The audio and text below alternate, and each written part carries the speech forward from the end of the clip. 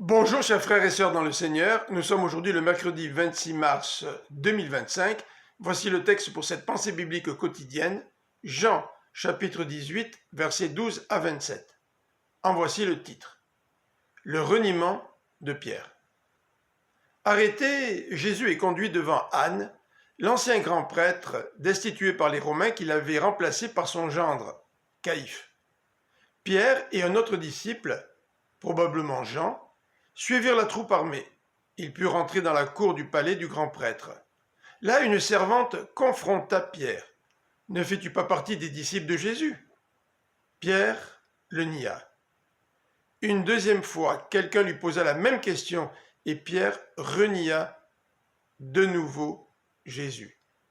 Vint alors un serviteur du grand prêtre, parent de celui à qui Pierre avait coupé l'oreille dans le jardin. « Je t'ai vu lorsque nous avons arrêté Jésus, dit-il. » Et Pierre renia son maître pour la troisième fois, et le coq chanta comme Jésus l'avait prédit. Pourquoi Pierre a-t-il voulu prendre son épée et défendre Jésus dans le jardin? Pourquoi a-t-il suivi les soldats qui l'emmenaient?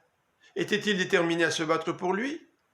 N'était-il pas un émotif qui compte sur ses propres forces et qui abandonne lorsqu'il est réellement confronté au danger?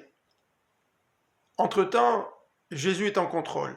Il n'est pas intimidé, mais répond avec aplomb au grand prêtre. Anne cherchait à le confondre au sujet de son enseignement. Mais Jésus plaida qu'il avait toujours publiquement enseigné et qu'il valait mieux interroger ceux qui l'avaient écouté. Après avoir été giflé par un garde, Jésus le confronta pour souligner son innocence. Deux hommes, deux attitudes différentes. Ne soyons pas comme Pierre, mais plutôt comme Jésus, qui ne se laissa intimider ni par l'interrogatoire d'Anne, ni par le garde qui le gifla. Je vous souhaite une bonne fin de journée, que le Seigneur vous bénisse. À demain.